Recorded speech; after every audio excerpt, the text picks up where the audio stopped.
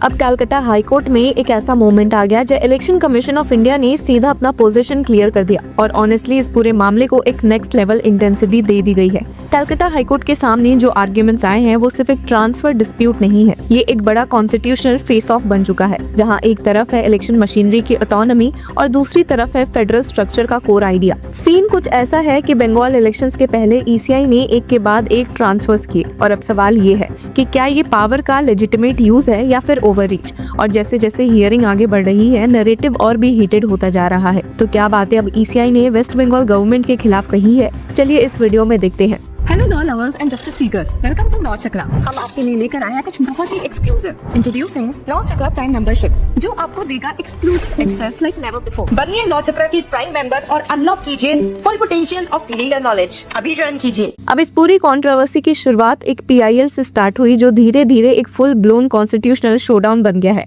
कोलकाता के रेसिडेंट अर्क कुमार नाग ने कलकत्ता हाईकोर्ट में एक पिटीशन फाइल की, जिसमें उन्होंने चैलेंज किया इलेक्शन कमीशन ऑफ इंडिया के उस डिसीजन को जहां बंगाल इलेक्शंस के पहले लार्ज स्केल ट्रांसफर्स किए गए। ये मैटर आया एक डिवीजन बेंच के सामने, जिसमें चीफ जस्टिस सुजय पॉल और जस्टिस पार्थ सारथी सेन शामिल है, और वहीं से शुरू हुआ ये इंटेंस लीगल बैटल जो अब नेशनल अटेंशन ग्रैब कर रहा है। अब पिटीशन का कोर एलिगेशन सिंपल नहीं था, बल्कि काफी सीरियस था। पिटिशनर ने कहा कि जो हो रहा है वो सिर्फ रूटीन एडमिनिस्ट्रेटिव एक्शन नहीं है, बल्कि this wholesale dismantling of the state's administrative machinery is not a bona fide exercise of power under article 324 of the constitution. Simple language में कहे तो ये एक तरह का एडमिनिस्ट्रेटिव ब्रेकडाउन क्रिएट कर रहा है, जहां एक साथ इतने सारे ऑफिसर्स को हटा दिया गया कि सिस्टम खुद अनस्टेबल हो सकता है। और जब नंबर सामने आए तो शॉक और बड़ा हो गया। कोर्ट को बताया गया कि 15 मार्च से लेकर अब तक लगभग 79 ऑफिशियल ट्रांसफर्स किए जा चुके हैं, जो कि 2021 इलेक्शंस के कंपैरिजन में काफी ज्यादा है, जहां से 15 ऑफिसर्स ट्रांसफर्स हुए थे। और यही से डिबेट ने एक सीरियस टर्न ले लिया। पिटीशन में एक और एक्सप्लोसिव एलिगेशन था कि ये ट्रांसफर एक रिटेलिएटरी मोटिव का रिजल्ट है। डायरेक्टली ये क्लेम किया गया कि टाइमिंग और स्केल ये सजेस्ट करता है कि ये एक्शन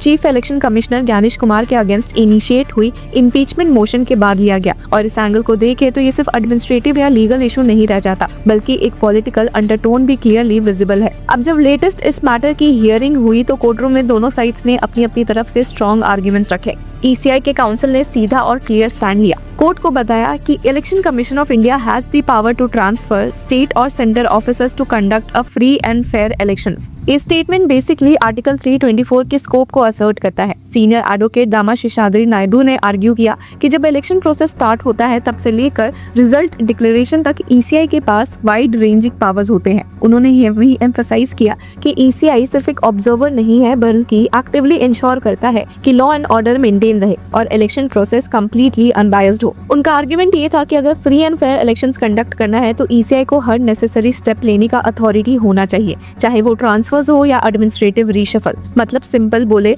तो ईसीआई ये कह रही है कि अगर सिस्टम में कहीं भी बायस का रिस्क है तो उसे एलिमिनेट करना उनका कॉन्स्टिट्यूशनल ड्यूटी है। लेकिन दूसरी तरफ से पुशबैक आया, वो इक्वली स्ट्रॉन्ग था।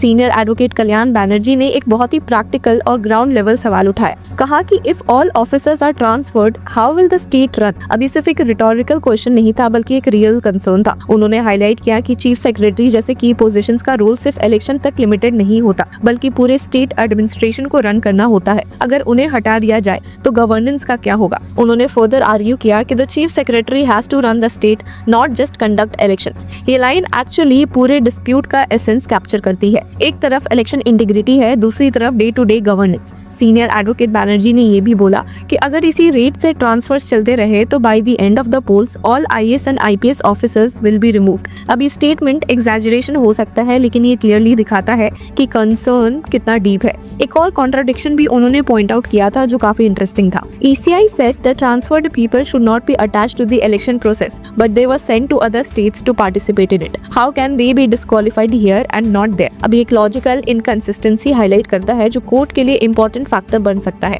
अगर कोई ऑफिसर बंगाल में अनसूटेबल है इलेक्शन ड्यूटी के लिए, तो वो फिर किसी और स्टेट में कैसे सूटेबल हो जाता है। और इसके अलावा सीनियर एडवोकेट बैनर्जी ने आर्टिकल 324 को एक्नॉलेज करते हुए भी एक इम्पोर्टेंट लिमिटेशन हाईलाइट की। कहा कि ये एक प्लेनरी प्रोविजन है, लेकिन इसका मतलब ये नहीं कि ECI आर्बिट्रेरी एक्ट कर सकता है या लेजिस्लेचर के बनाए लॉज को ओवरराइड कर सकता है। उन्होंने कोर्ट से पूछा कि can ECI act arbitrarily while exercising powers under Article 324. Can they destroy the federal structure or interfere in the administration? अब ये सवाल एक larger constitutional debate को ट्रिगर करता है जहां फेडरलिज्म और इंस्टीट्यूशनल पावर के बीच बैलेंस की बात हो रही है। ग्राउंड रियलिटी भी इस डिबेट को और इंटेंस बनाती है। ट्रांसफर लिस्ट में टॉप लेवल ऑफिशियल्स शामिल है जैसे चीफ सेक्रेटरी नंदिनी चक्रवर्ती, डीजीपी पीयूष पांडे और कोलकाता पुलिस कमिश्नर सुप्रीम सरकार। ये सिर्फ सिंबॉलिक नहीं है बल्कि एक्चुअल एडमिनिस्ट्रेटिव इम्पैक्ट क्रिएट करता है। स्टेट के लॉयर्स ने भी ये आर्ग्यू किया कि इन ट्रांसफर्स की वजह से गवर्नेंस अफेक्ट हो रहा है और इसीलिए उन्होंने स्टे की डिमांड की। पॉलिटिकल रिएक्शंस ने भी इस इशू को और एम्पलीफाई कर दिया है।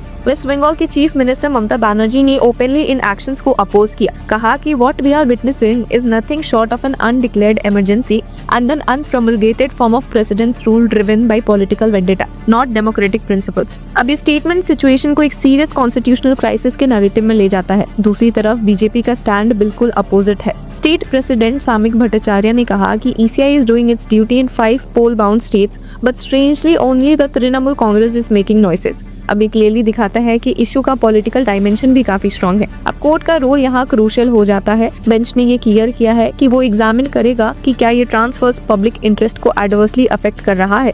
साथ ही स्टेट से ये भी पूछा गया है कि क्या उसे लगता है कि ECI ने अपनी जुरिस्डिक्शन क्रॉस की है। मतलब कोर्ट अब एक बैलेंसिंग एक्ट करेगा जहाँ दोनों साइड्स के आर्ग्यूमेंट्स को वे किया जाएगा। अब नेक्स्ट हियरिंग मार्च 27 को शेड्यूल्ड है और उस पर सबकी नजर है क्योंकि वही डिसाइड करेगा कि क्या इमीडिएट रिलीफ मिलता है या नहीं और क्या ECI के एक्शंस पर कोई रिस्ट्रिक्शन लगाया जाएगा। ओवरऑल देखें तो ये केस सिर्फ एक ट्रांसफर डिस्प्यूट नहीं है बल्कि एक बड़ा कॉन्स्टिट्यूशनल टेस्ट है। एक तरफ है ECI का मैंडेट जो कहता है कि इलेक्शंस फ्री एंड फेयर होने चाहिए और दूसरी तरफ है स्टेट का कंसर्न कि गवर्नेंस कोलैप्स ना हो और फेडरल स्ट्रक्चर इंटैक्ट रहे।